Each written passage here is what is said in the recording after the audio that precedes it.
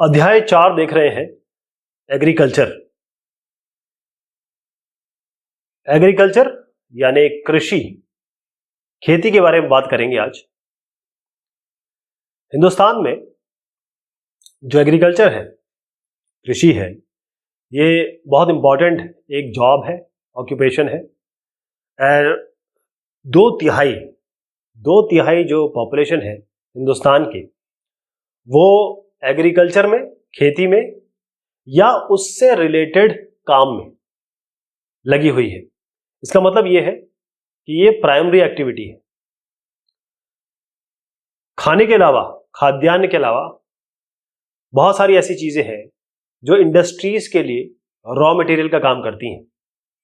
जैसे आपकी चाय हो गई, कॉफी हो गई, चाय, कॉफी, स्पाइसेस यानी मसाले, ये बहुत इंपॉर्टेंट ऐसे हमारे पैदावार है जिसको हम एक्सपोर्ट करते हैं। इसका मतलब हम इसका निर्यात करते हैं।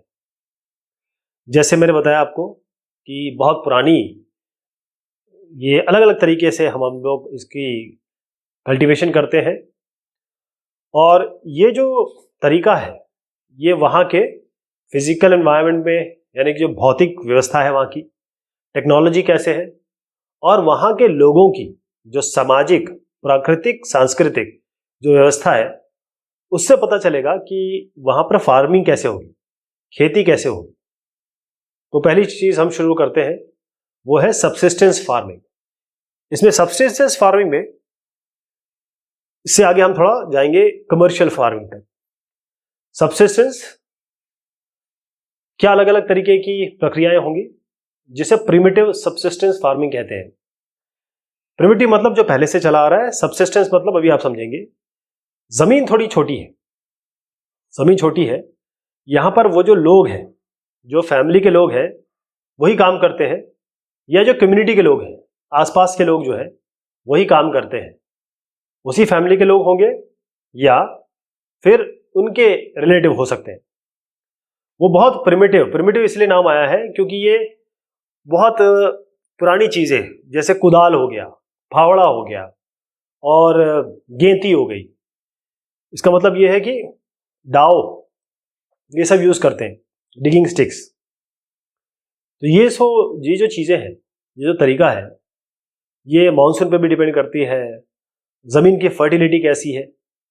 इसके अलावा और भी जो एनवायरमेंटल कंडीशन सूटेबल है कि नहीं, कौन सी क्रॉप वहाँ बोई जाएगी।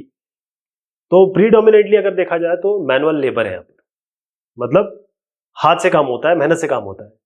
और जैसे मैंने बताया, पानी पे बहुत डिपेंड करता है, बरसात पे डिपेंड करता है। और जो मॉडर्न व्यवस्थाएं हैं, जैसे आर्टिफिशियल फर्टिलाइजर हो गया या नई टेक्नोलॉजी, नई जो प्रौद्योगिकी है, उसको यूज नहीं करते। तो प्रिमिटिव सबसिस्टेंस, प्रिमिटिव मतलब पुरानी, सबसिस्टेंस मतलब वहीं पर, उसी जगह पर, बहुत लिमिटेड। उसके बाद आता है स्लैश और बर्न एग्रीकल्चर। नाम ही बता रहा है, नाम बता रहा है आपको कि स्लैश और बर्न यानी काटे जला दे।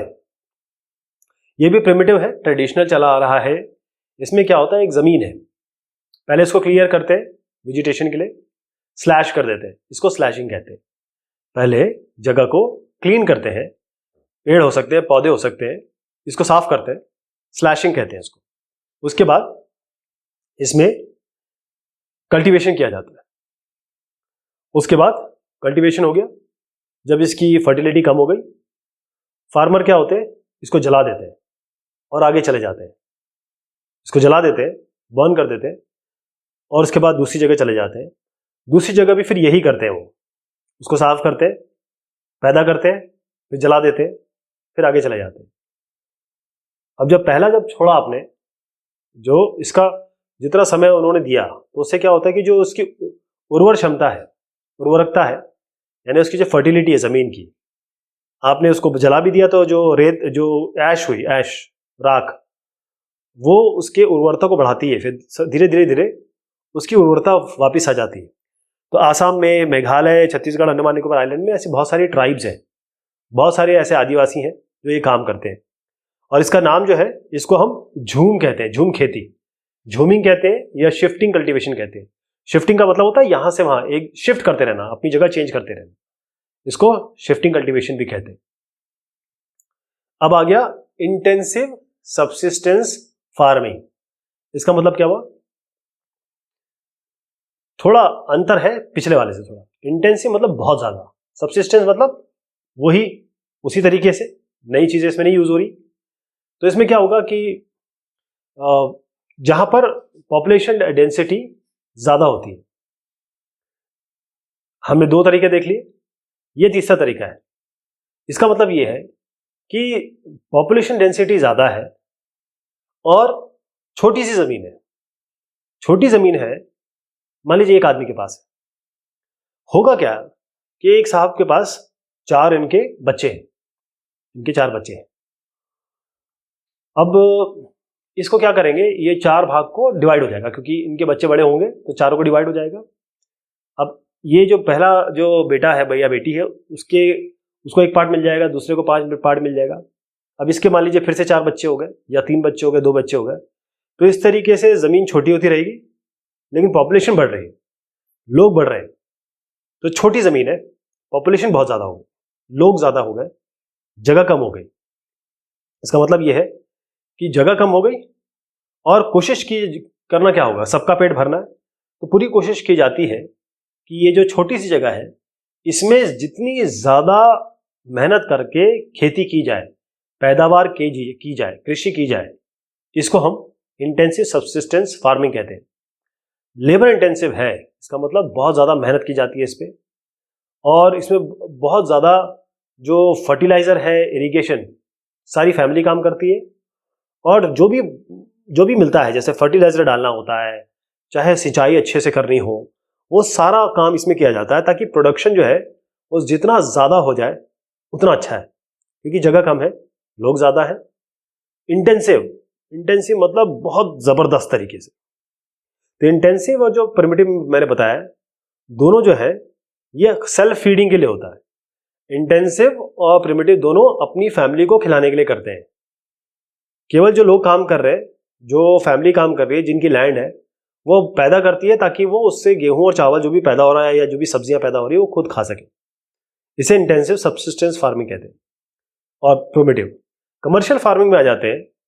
कमर्शियल फार्मिंग मतलब यह है कि यहां पर सब कुछ प्रोफेशनल तरीके से किया जाता है। HYV सीड्स यूज किया जाता है, हाई यील्डिंग वैरायटी, मतलब ज्यादा पैदावार, यानी हाई ऐसे सीड्स, बीज जो ज्यादा पैदावार में सहयोग करते हैं।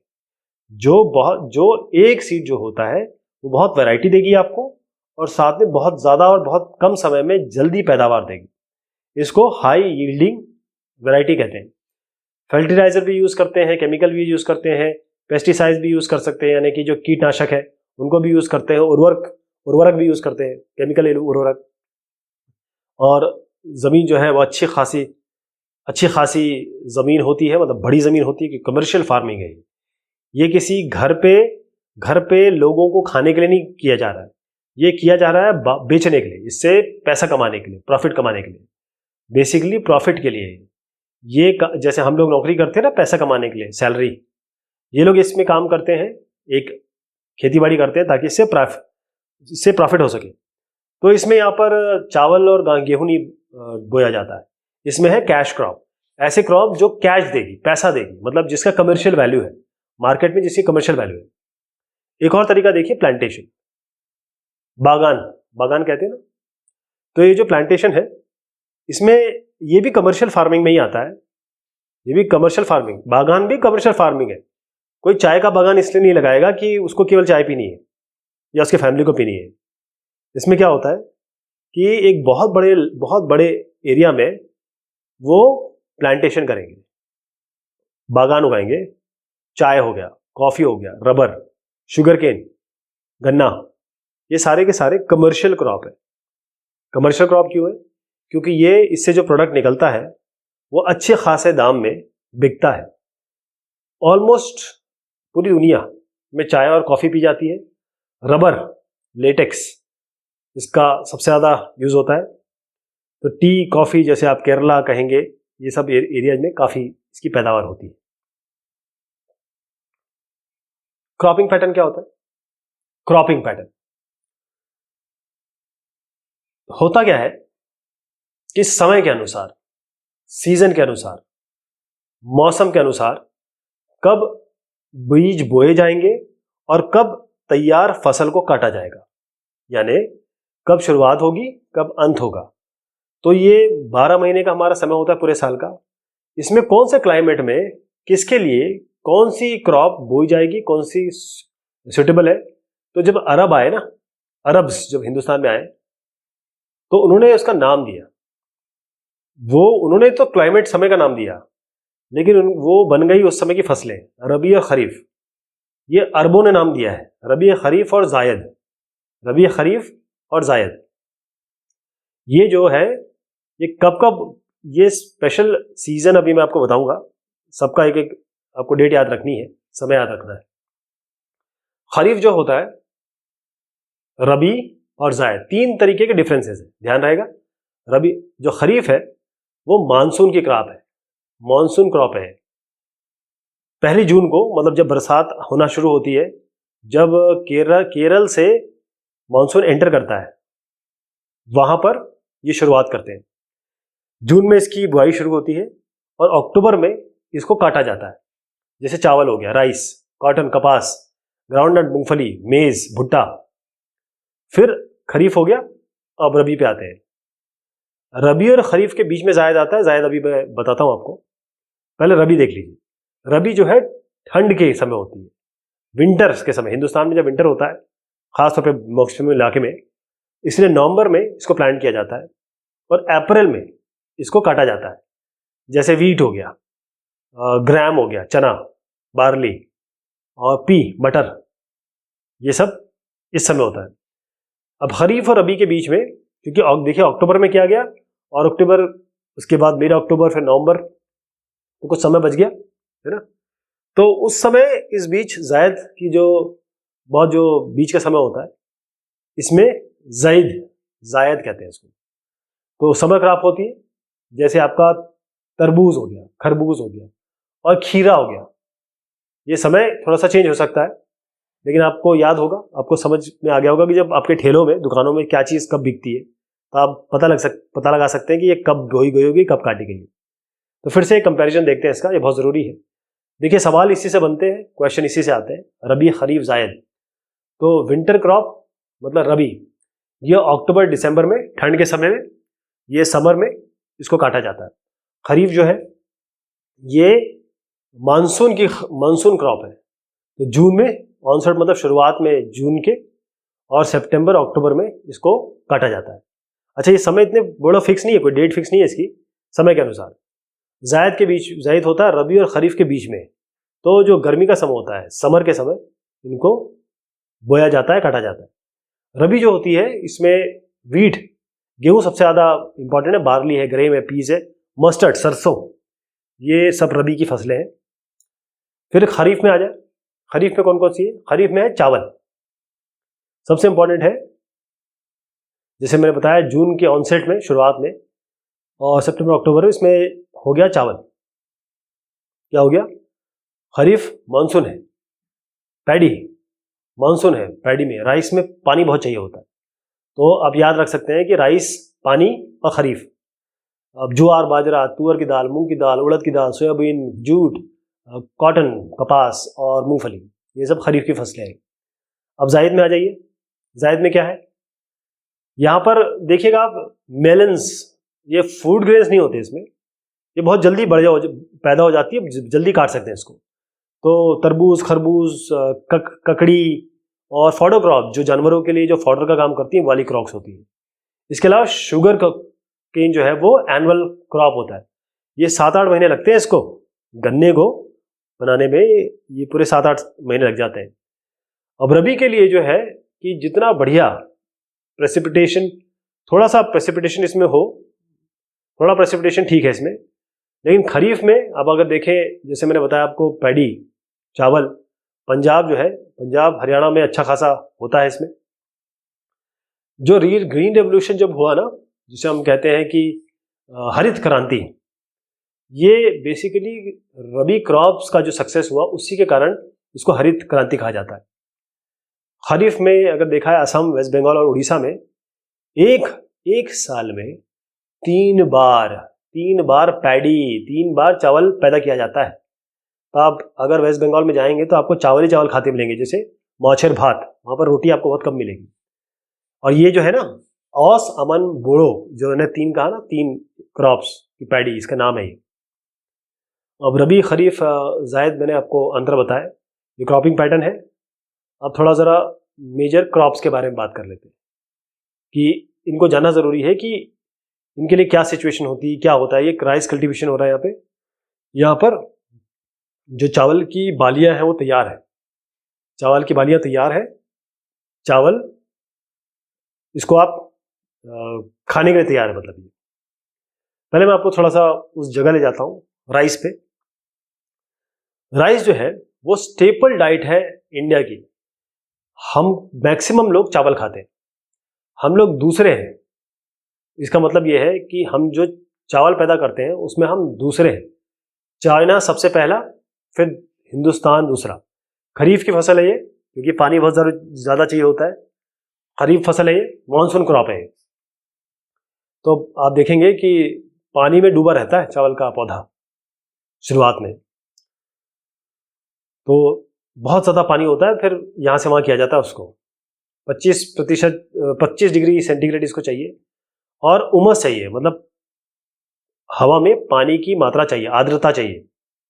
रेनफॉल जो है कम से कम 100 सेंटीमीटर से ऊपर चाहिए। और सबसे ज़्यादा चावल कहाँ पैदा होता है? वेस्ट बंगाल हो गया, उत्तर प्रदेश हो, बिहार, उड़ीसा, छत्तीसगढ़, इन इलाकों में सबसे ज़्यादा चावल पैदा होता है। तो ये जो इलाके हैं इसको आप देखिए मेजर एरिया और माइनर एरिया भी दिखा रहा हूँ आपको, लेकिन मेजर एरिया भी है, माइनर एरिया भी है। इन इलाकों में पैदाइश होती है इनकी, इनको उगाया जाता है। ये वेस्ट बंगाल देख रहे हैं आप, ये उत्तर प्रदेश हो गया, ये बिहार हो गया, और ये उड़ीसा हो गया, और ये छत्तीसगढ़ हो गया।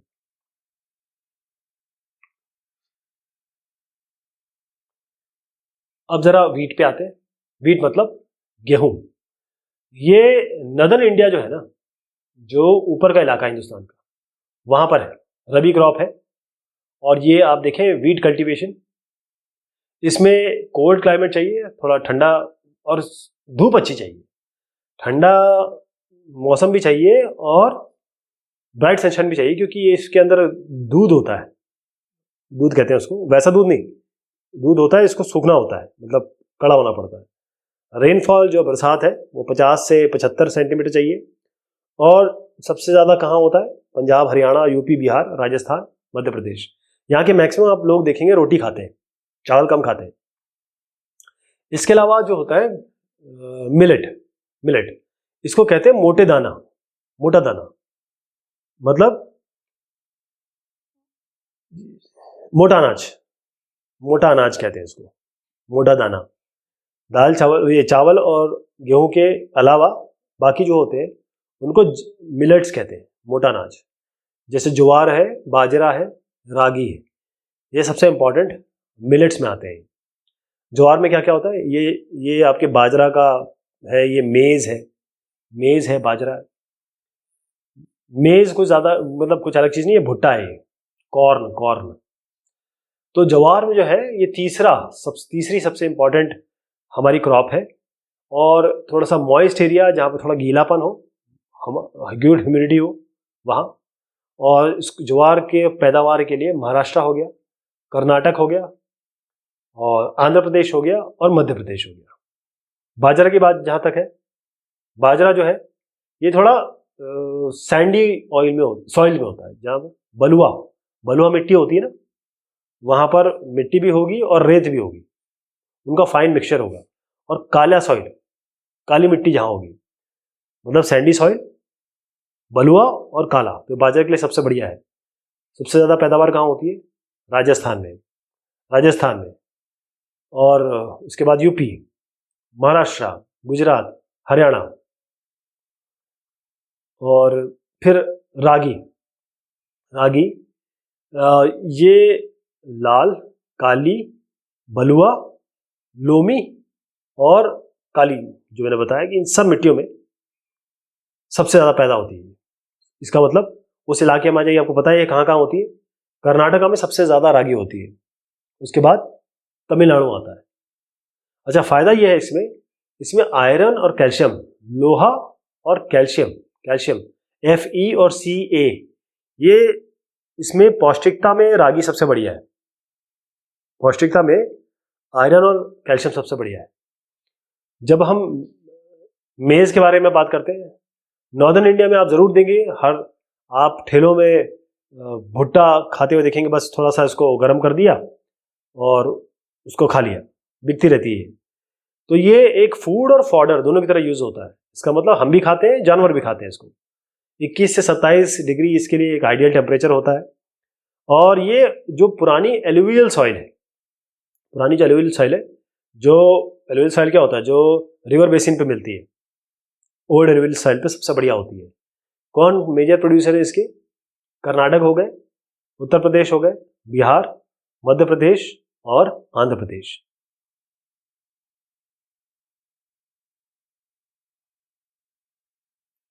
थोड़ा मैं आपको बताऊं, वो इलाके जहां पर हम वीट की बात करेंगे, ये जो इलाका है ये वीट का है, गेहूं का है। यहाँ पर मैक्सिमम गेहूं देखेंगे। थोड़ा सा इसके ऊपर चले जाएंगे ना आप, तो जम्मू कश्मीर आता है, वहाँ चावल होता है। तो वहाँ पर आपको कोई खाते हुए नहीं दिखाई देगा, कोई चावल खाते नहीं दिखाई देगा, सब रोटी खाते नहीं दिखाई देंगे, चावल खाएंगे। तो जिस इलाके में जो पैदा हो रहा है वहाँ पे आपको वो खाते हुए लोग मिलेंगे। अब आते हैं पल्सेस पे। पल्सेस क्या है?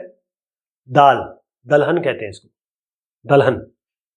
हम लोग सबसे ज्यादा प्रोड्यूसर हैं इसके, सबसे ज्यादा बनाते हैं, पैदा करते हैं और सबसे खाने वाले भी हैं। इसका मतलब ये है कि ऐसा नहीं कि हम इसको बहुत ज़्यादा पैदा करते हैं तो हम इसको एक्सपोर्ट करने लगे ना, बल्कि हम तो इंपोर्ट करते हैं इसको, क्योंकि इसमें प्रोटीन बहुत ज़्यादा होता है।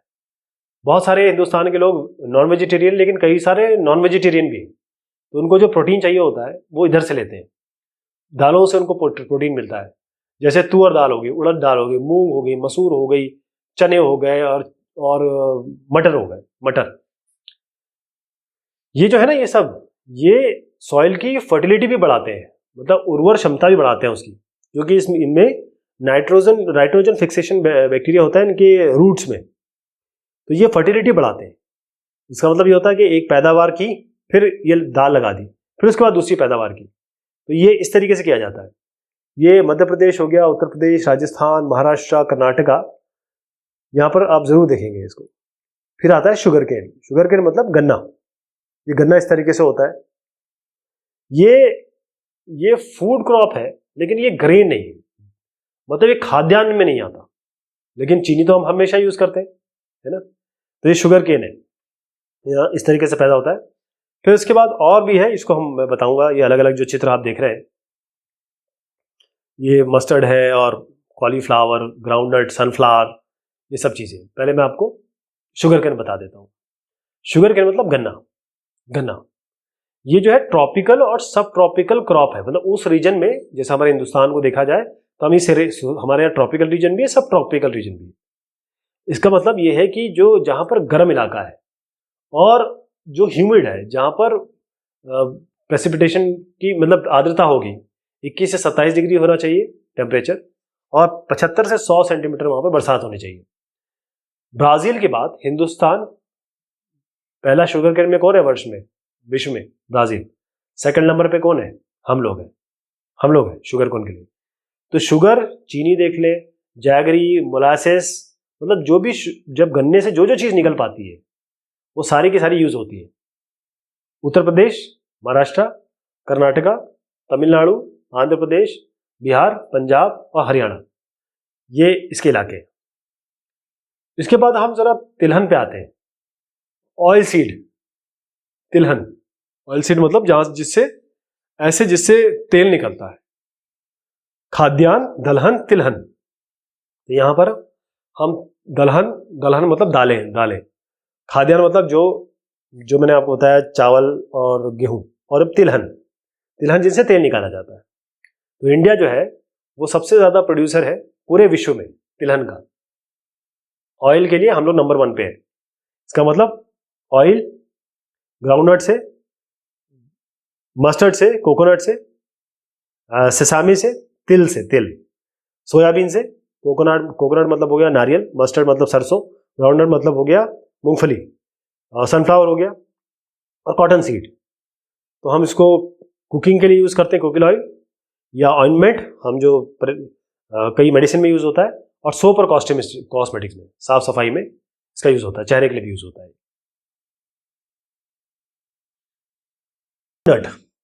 ग्राउंडनट मूंगफली, ये सबसे ज्यादा तिलहन ऑयल सीड है हिंदुस्तान की, सबसे ज्यादा हिंदुस्तान में ग्राउंडनट पैदा होता है।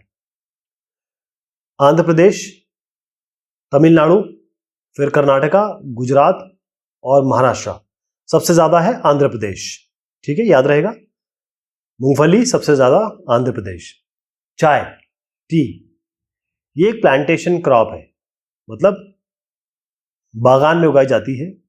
कॉफी भी एक प्लांटेशन क्रॉप है, और यहां पर ये थोड़ा सा चित्र में देख पा रहे होंगे आप कि यहाँ पर टी, चाय का बागान है और कैसे पत्ते इसके निकाले जा रहे हैं। ये जो रिफ्रेशमेंट के लिए है चाय, इसको लाया था ब्रिटिश ने। पहले तो ये चाइना में था, चाइना से फिर ब्रिटिश वालों ने पसंद किया, ब्रिटिश से इंडिया आ गया।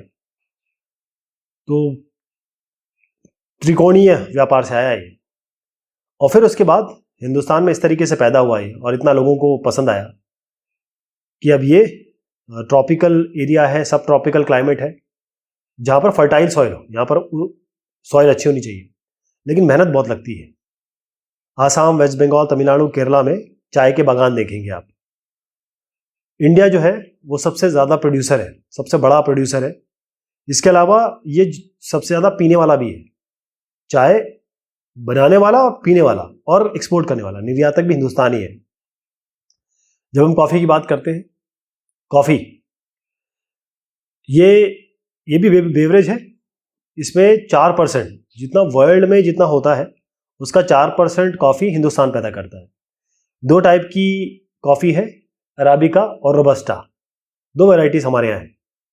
और ये जो प्लांटेशन होता है, जो नीलगिरी हिल्स है, पहाड़ है, कर्नाटका, केरला और तमिलनाडु, ये जो कॉफ़ी और टी, जैसे मैंने बताया आपको कि ये बेवरेज है। बेवरेज मतलब जो जिसे पिया जाता, पेय है, पेय।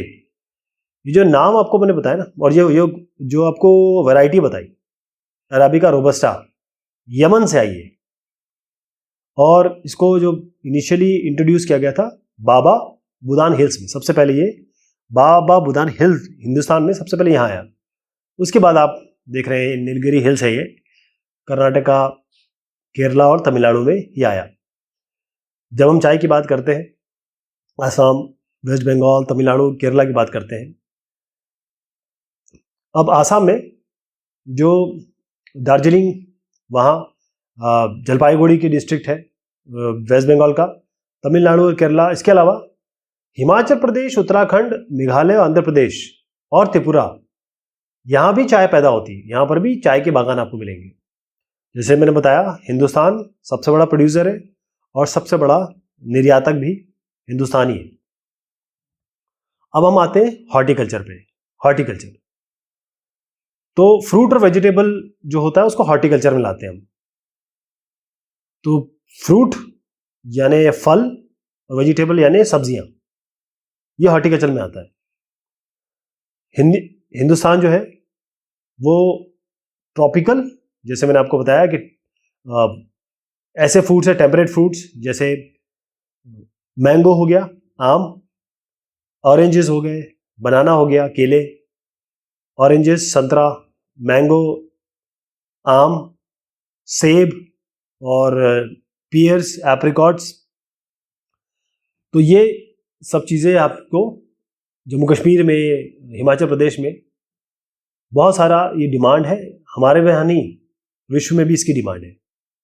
तो हमारे पास 13% जितना भी वेजिटेबल है, हिंदुस्तान जो है 13% पैदा करता है।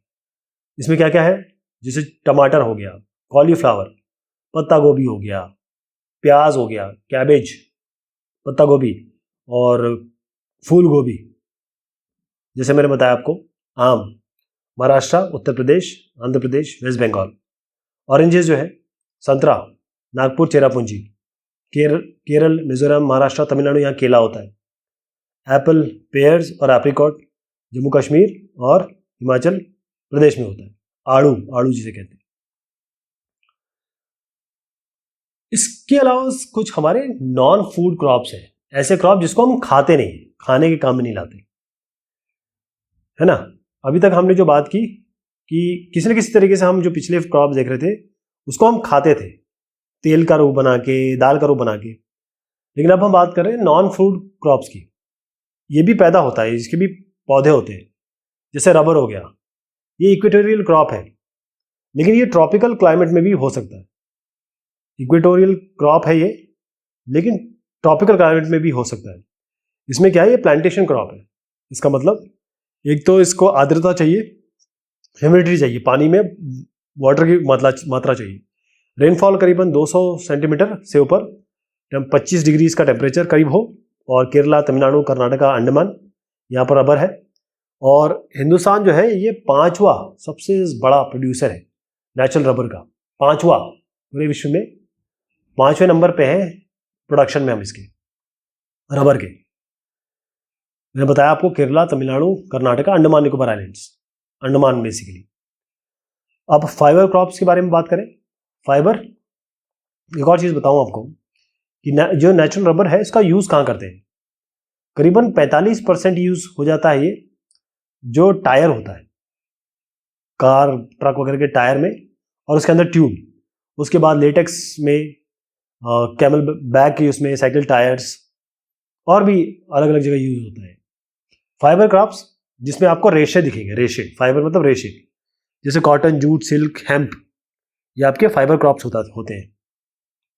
कॉटन में कपास, हिंदुस्तान जो है वो कपास के क्षेत्र में तीसरा आता है, कॉटन के क्षेत्र में तीसरा आता है हिंदुस्तान। ये जो है, जो दक्कन का पठार है, डेक्कन प्लेट्यू, उसके काली जो सॉइल होती है वहां पर होता है। और इसके लिए अच्छा खासा टेम्परेचर चाहिए होता है। 210 फ्रॉस्ट फ्री डे चाहिए, ध्यान रखिए, फ्रॉस्ट फ्री डे चाहिए। अगर फ्रॉस्ट हो गया, जिसे कहते हैं ना पाला पड़ जाए, अगर पाला पड़ जाए तो नुकसान हो जाएगा। 210 दिन चाहिए बगैर पाले के, और अच्छी खासी आपको सनशाइन चाहिए। खरीफ क्रॉप है ये, और इसलिए हम कह रहे हैं कि ये अच्छा खासा टेम्परेचर चाहिए इसको, और लाइट भी इसको चाहिए, हल्का हल्का लाइट रेनफॉल। तो कॉटन, ये जैसे कॉटन मैंने बताया, ये खरीफ क्रॉप है, और इसको 6 से 8 महीने लगते हैं। कपास को बनने में 6 से 8 महीने लगते हैं। और कहाँ कहाँ पैदा होता है ये होता है महाराष्ट्र, गुजरात, मध्य प्रदेश, कर्नाटका, आंध्र प्रदेश, तमिलनाडु, पंजाब, हरियाणा, उत्तर प्रदेश, बहुत सारे इलाकों में ये होता है। और ये मैंने स्टेट बताए। और ये सबसे ज़्यादा पैदावार जो होती है इसकी महाराष्ट्र, बड़ा फेवरेबल कंडीशन है वहाँ पे। जूट पे आते हैं हम लोग, इसको हम गोल्डन फाइबर कहते हैं, इसको सोने के रेशे कहते हैं। इसके लिए अच्छा खासा टेम्परेचर चाहिए, और फर्टाइल सॉइल चाहिए, उर्वर ज़मीन चाहिए, और अच्छा खासा पानी चाहिए। वेस्ट बंगाल, बिहार, आसाम, उड़ीसा और मेघालय, ये है मेन चीज़। तो जूट जो है, ये बैग बनाया जाता है, मैट बनाई जाती है, रोप, कारपेट बनता है इससे, और भी बहुत सारी चीज़ें हैं जो इससे बनाई जाती है।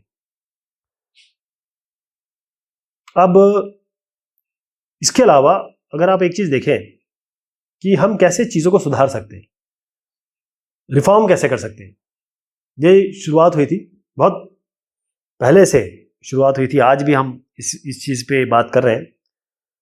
तो आप देखिए, एग्रीकल्चर जो है वो हमें बहुत कुछ देता है। हिंदुस्तान का एक बहुत बड़ा तबका है जो खेतीहर, एग्रीकल्चर, कृषि में इन्वॉल्व है। तो ये शुरुआत हुई थी, जो पहला पंचवर्षीय योजना हुई थी वहाँ से शुरू हुआ, और उसमें ये था कि collectivisation, consolidation of land holdings, और फिर जमींदारी जो प्रथा है उसको ख़त्म करना। तो क्या क्या थी ये सब चीज़ें, देखिए, ये चकबंदी बताता हूँ आपको। चकबंदी में क्या होता था, बहुत सारे जो लोग हैं उनके पास बहुत छोटे छोटे लैंड थे, तो बहुत ज़्यादा वो उत्पादन तो कर नहीं पाते थे, छोटे छोटे लैंड थे और फर्टिलिटी भी ख़राब हो जाती थी। तो एक चकबंदी का आइडिया था, कंबाइंड कर दिया इसको, जो कलेक्टिवाइजेशन कहते हैं इसको, और consolidation of land holdings. Collectivisation यही है, क्योंकि फार्मर जो है वो ज़मींदार के लिए काम करते थे, ज़मींदार उनके लिए वो किसानों को लेते थे, काम करवाते थे, जितना भी फायदा है वो ज़मींदारों को मिल जाता था, किसानों को बहुत कम मिलता था। तो इसीलिए ज़मींदारी प्रथा को ख़त्म करना ये एक मेन चीज़ थी, पहला तो। इसके अलावा कुछ टेक्नोलॉजी का रिफॉर्म थे, यानी कि अब प्रौद्योगिकी का उपयोग करना ज़रूरी हो गया था। तो इसमें ग्रीन रेवोल्यूशन, ये आप देखिएगा कि आज की टेक्नोलॉजी जो है आजकल हाथ से काम नहीं होता, मैक्सिमम चीज़ें जो है वो ट्रैक्टर हो गया, नई नई जो प्रौद्योगिकी आ गई है। हरित क्रांति शुरू हुई, कैसे हुआ है हरित क्रांति? ये 1960 में इसकी शुरुआत हुई।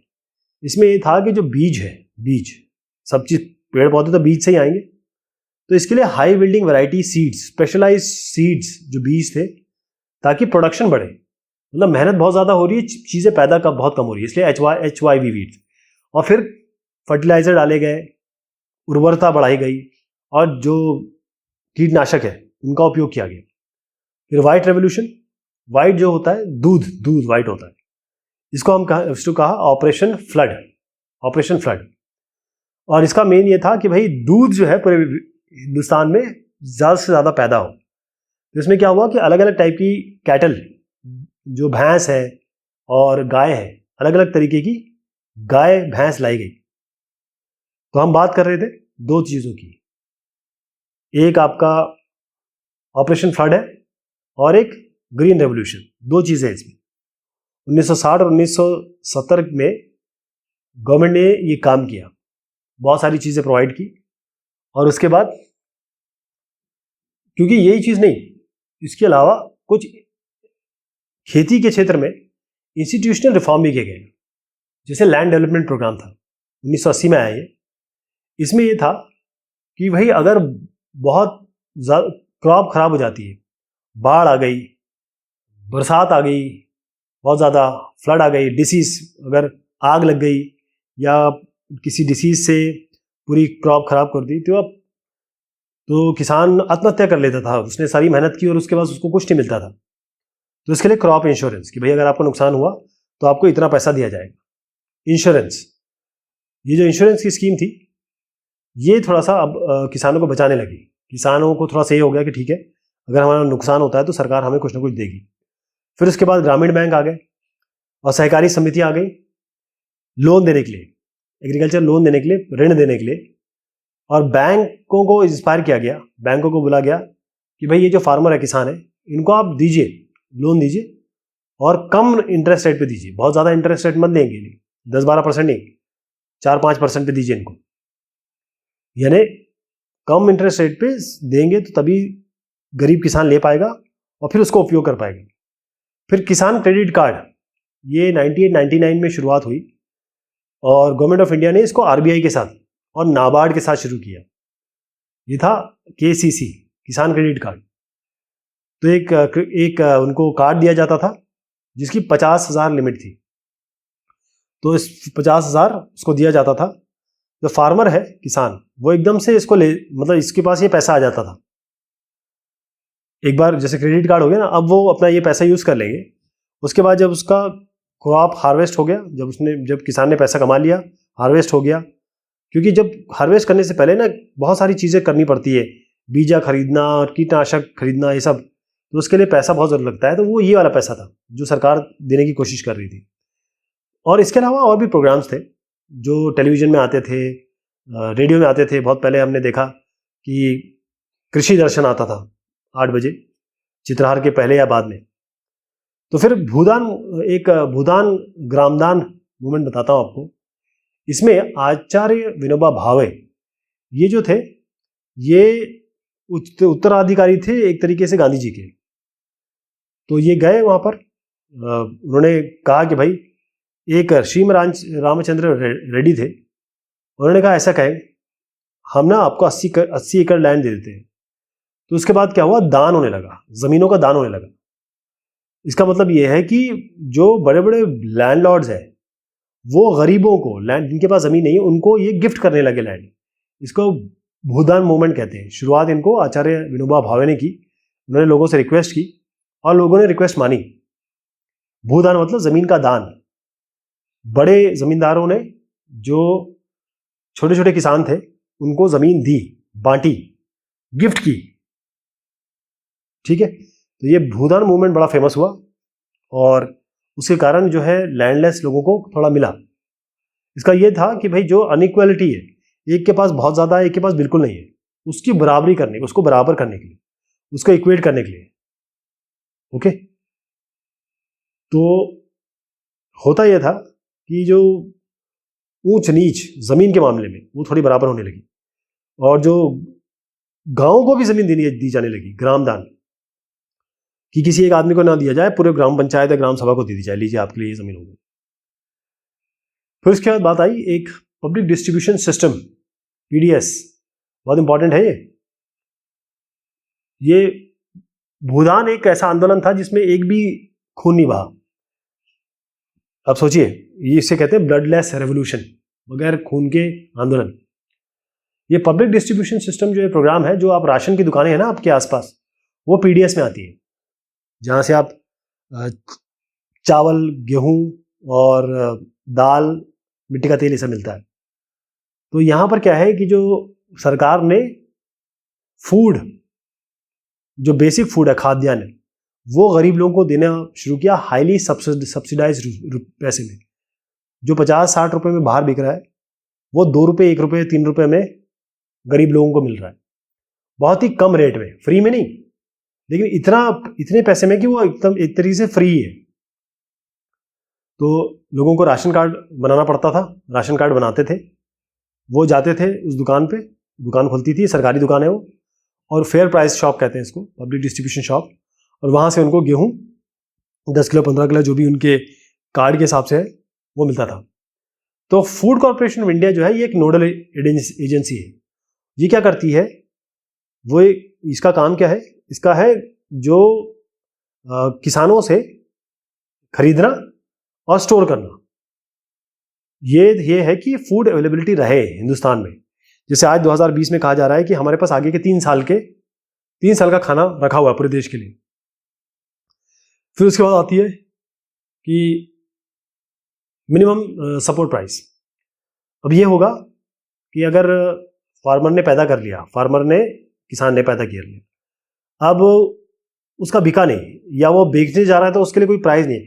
कोई 100 रुपये में दे रहा है, खरीद रहा है, कोई 200 में खरीद रहा है, कोई 500 में खरीद रहा है, तो गवर्नमेंट का नैना इसका एक फिक्स प्राइस होगा, पूरे पहले ही डिक्लेयर कर दिया जाएगा कि देखिए अगर चावल आप कहीं भी बेचोगे उसका मिनिमम सपोर्ट प्राइस इतना है। यानी कि जब एक किसान जो है वो 100 kg के साथ आएगा उसको 1600 रुपये मिलेंगे, इतना मिनिमम सपोर्ट प्राइस कर दिया। अब कोई भी सरकार के अलावा भी खरीद रहा है वो 1600 से कम में नहीं खरीद सकता। मतलब मैं जैसे प्रोड्यूसर हूं, जो 1700 में अगर कोई खरीदना चाह रहा है तो अच्छी बात है, हम उसको दे देंगे, लेकिन मिनिमम कोई 1500 में खरीदना चाह रहा है हम उसको नहीं देंगे, क्योंकि वो लीगली खरीद ही नहीं सकता उसको। तो ये चीज़ है मिनिमम सपोर्ट प्राइस कि इतना पैसा जो है किसान को मिलना ही चाहिए इस पर्टिकुलर क्रॉप के लिए। फिर ऑर्गेनिक फार्मिंग आई। ऑर्गेनिक फार्मिंग का क्या मतलब है, ऐसी फार्मिंग, देखिए हुआ क्या कि जब ग्रीन रेवोल्यूशन हुआ ना तो बहुत सारा फर्टिलाइजर्स डाले गए, केमिकल फर्टिलाइजर्स और कीटनाशक जो पेस्टिसाइड है बहुत ज़्यादा डाला गया, भर दिया गया। तो हुआ क्या कि पूरी ज़मीन जो है वो ख़राब हो गई, पूरा जो ज़मीन के नीचे का इलाका और ज़मीन के नीचे पानी, ये सब खराब होने लगे। मेन चीज़ ये है ऑर्गेनिक फार्मिंग, यहाँ पर कोई भी केमिकल यूज़ नहीं होगा। जो चीज़ नेचर पैदा करती है, जैसे गोबर हो गया, जैसे पुराना जो पौधे हो गए उनको मेन्योर बना के, यानी वो सारी चीज़ें जो हमारी वेस्ट है और हमको नेचुरल वे में ही मिली है उन्हीं का उपयोग करना है। जैसे क्रॉप रोटेशन कर दिया, अभी एक जैसे चावल उगाया उसके बाद दाल उगा दी, दाल के बाद फिर गेहूँ उगा दी, इस तरीके से फॉर्मेशन। इसका मतलब ये है कि अब जो फार्मिंग है वो केमिकल उसमें यूज़ नहीं होगा, ना उसमें कोई कीटनाशक यूज़ होगा। तो क्वालिटी सॉइल की, जो ज़मीन की क्वालिटी है वो भी ख़राब नहीं होगी, और जो हमें मिलेगा वो फ्रेश मिलेगा, हमें जो मिलेगा फ्रेश मिलेगा। तो मैं आपको ये बता रहा था कि भाई PDS FCI के बारे में मैंने आपको बताया। एक और चीज़ यहाँ बता देता हूँ आपको कि हम कैसे डिवाइड करते हैं। लोगों का जो डिवीजन है वो इस तरीके से करते हैं, जब PDS हम होता है ना, पब्लिक डिस्ट्रीब्यूशन सिस्टम, BPL और APL।